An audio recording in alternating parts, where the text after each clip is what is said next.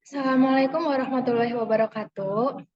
Halo semuanya, selamat pagi. Selamat datang di Talk Show Alumni Mahasiswa Akuntansi S1 Universitas Muhammadiyah Purwokerto. Perlu kalian ketahui bahwa Talk Show Alumni ini merupakan yang pertama dalam program kerja Himpunan Mahasiswa Akuntansi S1. Nah, untuk tema Talk Show Alumni kali ini adalah menatap jejak alumni Himpunan Mahasiswa Akuntansi S1 Universitas Muhammadiyah Purwokerto. Di sini saya akan membahas terkait bagaimana sih cara mencapai prestasi sambil berorganisasi hingga mendapat pekerjaan yang sesuai passion. Bagi yang menonton, tonton sampai selesai ya. Sebelumnya perkenalkan, saya Via Dwi Utami, saya dari Angkatan 2022 selaku moderator Talkshow Alumni. Nah, saya di sini tidak sendirian karena saya sudah mendatangkan narasumber yaitu Mas Herman Felani, SAK sebagai alumni mahasiswa akuntansi S1 angkatan 2016 Universitas Muhammadiyah Purwokerto yang sekarang bekerja sebagai senior cost accounting dan inventory di PT Advich Manufacturing Indonesia atau Astra Group dan Asian Group. Assalamualaikum Mas Herman. Waalaikumsalam. Bagaimana Mas kabarnya hari ini?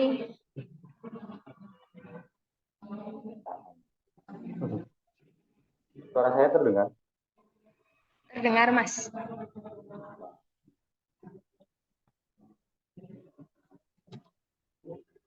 Bagaimana kabarnya Mas Herman hari ini? Alhamdulillah baik. Kalau boleh tahu nih, Mas Herman, sekarang kesibukannya apa aja setelah lulus dari Universitas Muhammadiyah Purwokerto? Kesibukannya cuma kerja. Ini cuma Kerja. Sebelumnya mau nanya dulu nih, Mas. Ketika masih menjadi mahasiswa, Mas Herman itu ikut organisasi atau kepanitiaan apa aja sih?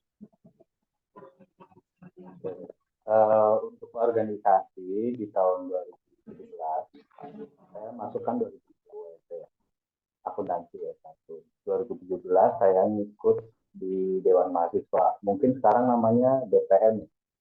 Ya. DPM yang itu saya dulu sebagai ketua komisi 2. Kemudian 2018 saya jadi ketua umum di Dewan Mahasiswa. Dan di 2018 juga saya ikut Pusat Informasi Konseling Mahasiswa itu sebagai kepala divisi pendidik sebaya. Itu organisasi yang untuk kepanitiaan agak lupa, mungkin banyak tapi agak lupa. Banyak ya, Mas. Ya begitu. Dengan kegiatan seperti itu dan kesibukan perkuliahan, apa aja nih tips dari Mas Herman agar dalam berorganisasi atau kepanitiaan ini tetap seimbang sama kuliahnya Mas Herman dulu gitu? Ini terkait dengan manajemen waktu ya. Sebenarnya semua mahasiswa kan punya waktu yang sama, satu hari 24 jam. Dan punya kesempatan yang sama juga karena kan setiap mahasiswa juga punya jadwal masing-masing. Kalau saya dulu biasanya saya ngatur waktunya ketika jadwal kuliah di satu hari itu ada dua atau paling banyak tiga lah. Biasanya saya jam 7 atau jam 8 itu sudah di kampus, ada atau nggak ada kuliah. Dan biasanya saya ke sekretariat, karena ada sekretariat. Entah itu untuk diskus ataupun hanya sekedar duduk. Ya paling tidak kalau misalkan memang ada beberapa proyek ataupun beberapa agenda yang akan dibahas, udah datang duluan. Gitu. Jadi balik lagi ke masing-masing ya. Jangan mager aja, mumpung masih kuliah. Gitu. Dan mumpung masih, kalian itu rata-rata semester berapa ya? Dari tahun berapa? Semester 2. Nah, masih semester 2 masih banyak waktunya. Malah justru di semester 2 ini diperbanyak lagi buat ikut prestasi. Karena itu justru penting buat nantinya value kalian ke depan. Entah itu untuk karir ataupun untuk sekolah. sebenarnya gampang kalau buat ngatur waktunya dari masing-masingnya. Yang penting jangan malas aja. Itu yang pertama, jangan malas. Gitu aja sih. Lawan malas jadi ya Mas ya. Oh, jangan malas aja. Nah, bagus banget nih tips dari Mas Herman. Bagi yang menonton nanti bisa ikutin tips dari Mas Herman ini. Kemudian menurut Mas Herman, dulu di semester berapa nih yang kesibukannya luar biasa gitu menurut Mas Herman? Semester berapa ya? Mungkin ngerasa agak susah buat ngatur waktunya di semester 6 dan 7 mungkin ya. 6 dan 7. Karena memang waktu itu sudah memasuki ada metode penelitian itu di semester berapa? Semester 6 atau semester 5 gitu. Itu sudah ada metode penelitian. Di situ mulai agak susah untuk membagi waktu. Bukan susah sih, tapi memang maksudnya ya udah ini prioritas utamanya pertama akademik gitu kalau misalkan memang akademik, tapi nggak lupa juga sama non akademiknya, kan kita juga punya tanggung jawab ke organisasi ya, tetap utamain kalau misalkan kita lagi nyusun metode penelitian ataupun skripsi kita utamain dulu, setelah selesai baru nanti kita masuk ke prioritas kedua kita, organisasi dan lainnya, nyusul aja tapi yang penting harus sistematis gitu. Tersusun aja, oh ini udah selesai langsung ke bagian keduanya gitu. Nah itu tadi maksudnya jangan malas, jangan pemberat, Ya. lawan diri sendiri. Gitu. Kalau boleh tahu nih Mas ya, dulu Mas Herman tuh lulus dengan IPK berapa sih?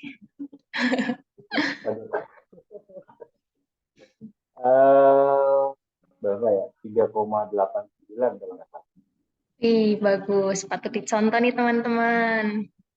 Boleh dong Mas Herman coba ceritain alur perjalanan Mas Herman setelah wisuda sampai mendapat pekerjaan seperti sekarang ini.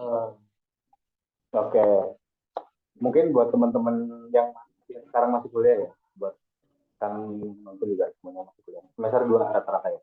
Iya. Ya, semester 2.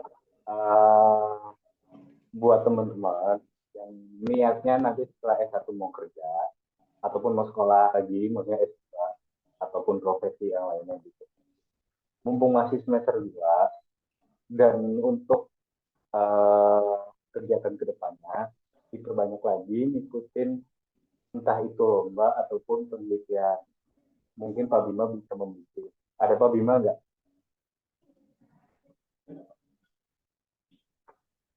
Ada Pak Bima nggak ini? Di sini, ini Di sekarang ruangan Mas. ada. Oh, nggak ada. Nah, oh, nggak ada. Mungkin buat teman-teman yang lain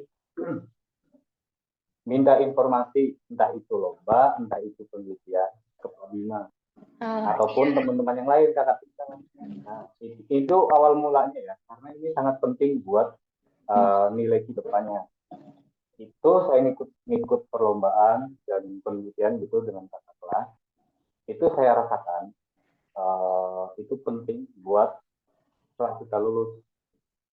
Saya lulus di tahun 2020 bulan Februari. Pertama saya bekerja di rumah sakit Heri Mokerto, mungkin ada yang tahu di Karanglewas ya. Iya. Nah itu sebagai finance biasa atau biasa. Itu nggak lama, hanya 4 bulan karena menggantikan posisi orang yang melahirkan, cuti melahirkan. 4 bulan. Oke, 4 bulan kelar. Saya diperpanjang sebenarnya, cuman saya nggak mau karena ini masih belum ke bidang saya. Itu kan finance ya dan lebih ke Iya. teknis di lapangan gitu. Itu mungkin cocoknya untuk D3 sama SMA SMK loh gitu. Iya, Akhirnya saya jauh. nggak mau dikasih selesai. Setelah itu tiba-tiba ada yang nawarin di KAP, kantor akuntan publik. Mungkin teman-teman tahu lah karena sekarang rata-rata yang benar-benar pengen bekerja di bidang accounting ataupun ya accounting lah gitu, itu rata-rata nyarinya KAP, kantor akuntan publik. Nah, ini juga tawaran saya masuk sebagai accounting and tax konsultan pertama, konsultan. itu dapat klien distributor sama kontraktor. Satu lagi itu biasa toko-toko biasa, cuman dia udah untuk PT, jadi yang gede. Itu di KP, jadi perlu teman-teman ketahui.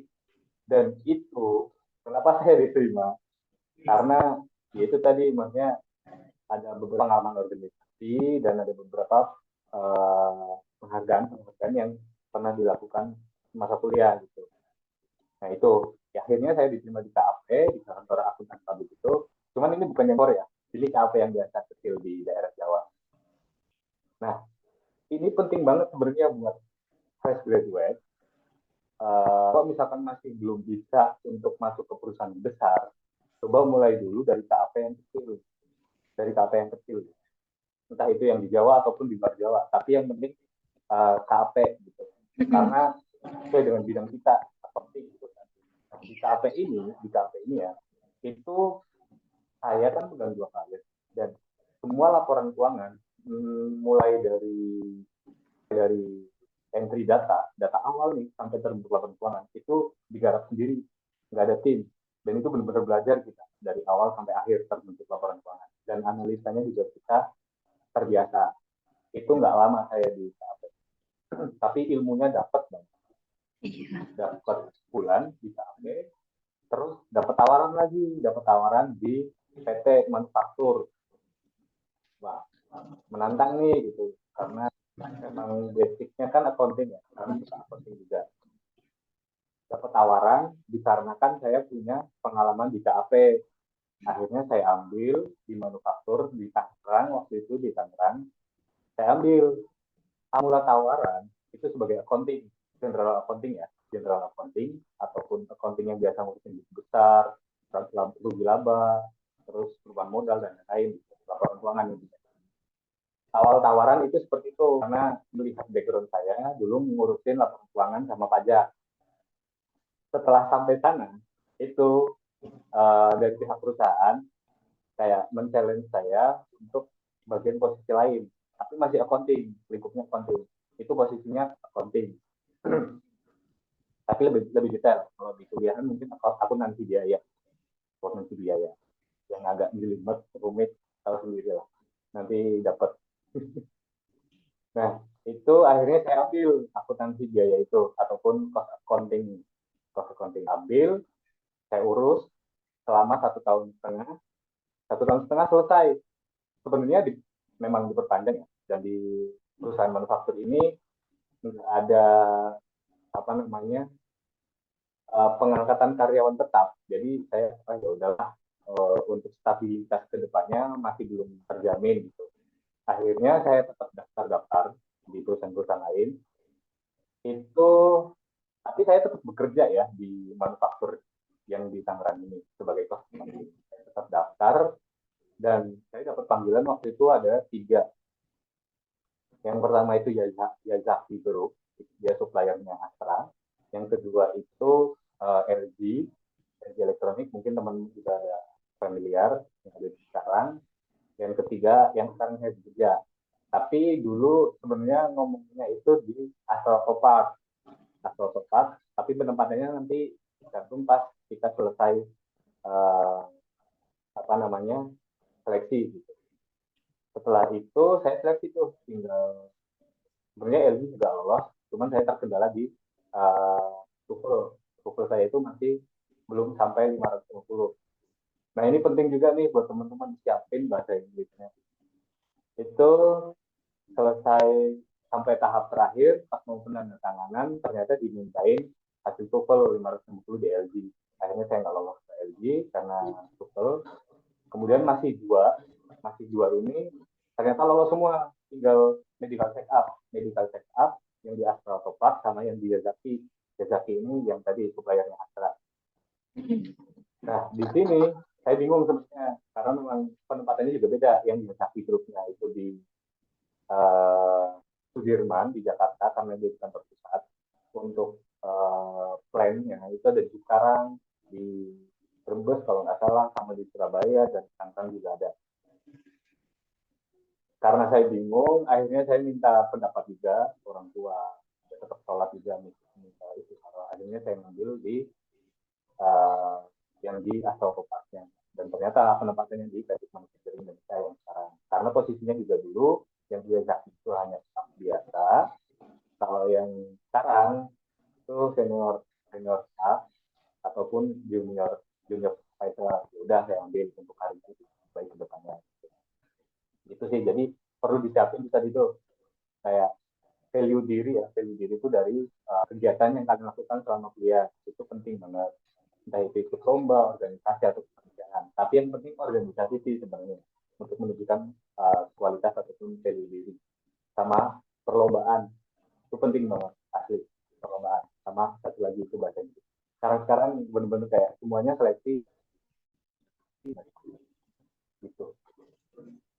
Dan sekarang di Advanced Manufacturing, alhamdulillah, ini saya kan baru 8 bulanan ya. Saya di 5 bulan pertama langsung jadi karyawan tetap, langsung diantar. Kemarin presentasi ketiga, hasilnya alhamdulillah. Terus akhirnya sampai sekarang. Mungkin seperti itu. Berarti tuh harus banyak-banyakin relasi juga ya, Mas ya? Betul. Relasi itu penting banget. Asli, penting banget. Cuman untuk buat teman-teman yang belum punya relasi juga jangan berkecil hati. Yang penting kalian percaya bahwa kalian punya value aja. Kalian punya value, daftar aja, pede aja kemana. Tapi yang penting menunjukkan kalian percaya diri dan punya value-nya. Gitu aja. Relasi itu ya penting, cuman maksudnya kalau misalkan nggak punya jangan berkecil hati aja. Gitu. Terakhir nih Mas, ada pesan-pesan buat adik tingkatnya Mas Herman yang masih menjalani perkuliahan gitu, biar nantinya bisa kayak Mas Herman. Gimana Mas?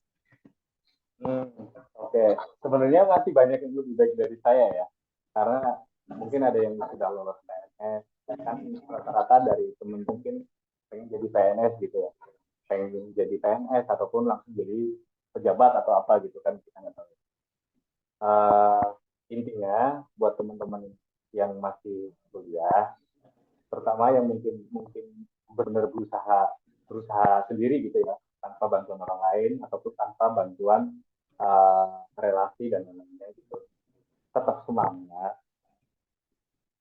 persiapkan nilai diri kalian, yaitu tadi persiapkan entah itu ikut organisasi, akademiknya jangan lupa, akademiknya jangan lupa nih paling utama. Terus sama persiapin rasa dirinya buat kedepannya biar makin lancar gitu aja. Pokoknya percaya diri aja terus, benahi kalau misalkan ada kurang nih perbaiki, ada perbaiki. Jangan lupa buat LinkedIn meskipun masih kuliah ya, itu buat branding. Sorry, agak terganggu suaranya. Mungkin itu, tetap semangat aja. Buat bisa bikin percaya diri tuh gimana Mas? Kan banyak ya sekarang tuh anak-anak yang nggak percaya diri gitu, insecure sama dirinya sendiri gitu. Ya, gimana ya? Buat nggak percaya diri. Sebenarnya kan semua orang sama aja ya, sama aja. Saya, saya itu gunanya buat apa sih gitu? Saya itu apa sih? Kenapa ada saya di sini gitu? Entah di bagian ini ataupun di mana gitu. Pernah ngerasa seperti itu, cuman balik lagi ya, tanemin di diri kalian. Perusahaan itu terima kita, ya berarti penting di situ. Jangan sampai insecure, maksudnya kita belum bisa nih ngerjain sesuatu, kita belum bisa ya, kita belum bisa. Ya udah, pelajari biar kita bisa. Jangan sampai insecure nggak mau pelajari, pergi akhirnya dari masalah yang sudah kita hadapi. Kalau emang ada masalah di depan, hadapi dengan cara dari dulu. Kalau udah bisa pasti bakalan kelewat. Gitu. Jangan sampai dihindari. Kalau emang benar dia punya kita, kan kebanyakan kalau insecure ya udah dibiarin. Dengan cara membiarkan ini nantinya bakal jadi gede masalahnya, malah bukan malah selesai tapi malah tambah masalah banyak. Dengan cara belajar, kalau misalkan belum bisa ya udah nih sendiri bisa, kan ada orang lain minta bantuan gitu. Pasti selesai dan pasti dapat ilmunya gitu, percaya aja saya. oh iya nih ternyata kayak gini selesai nih gitu. Kalau misalkan belum, wah saya belum bisa nih, saya coba tanya ke yang lain, tetap aja gitu. Komunitas juga penting gitu.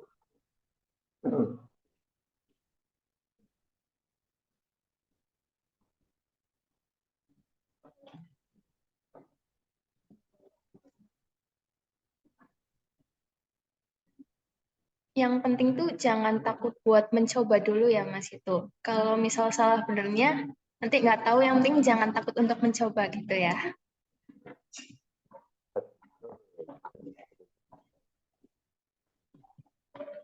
Tapi kalau nyoba juga jangan asal-asalan ya, Iya.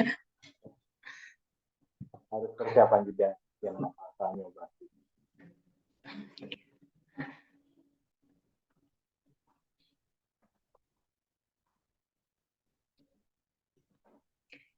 Sebenarnya masih banyak nih pertanyaan menarik yang mau diajukan, tapi sayangnya waktu kita udah habis nih teman-teman. Tapi jangan khawatir bagi kalian yang masih kepo tentang perkuliahan atau pekerjaan dan mau ngobrol langsung sama Mas Herman, boleh banget loh untuk follow akun media sosialnya, nanti kami mention. Terus terima kasih juga buat Mas Herman Felani yang udah nemenin kita dengan materi dan jawaban yang insightful dan inspiratif banget ya.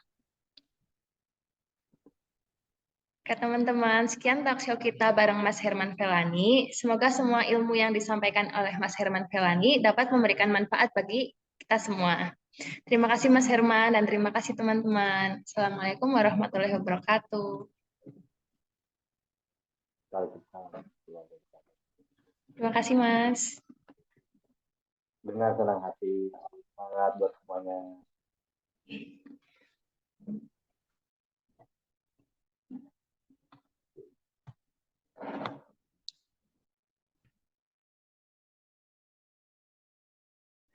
Permisi Mas Herman, Iya, boleh minta waktunya buat berfoto? oh boleh, boleh, boleh. Terima kasih. Sebentar.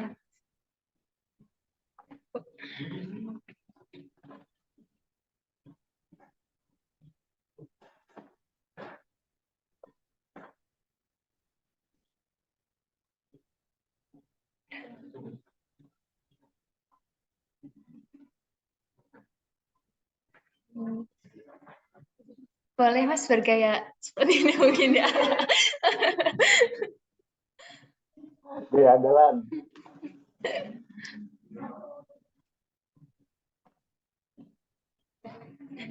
Terima kasih Mas Herman. ya, semangat semangat. Oke.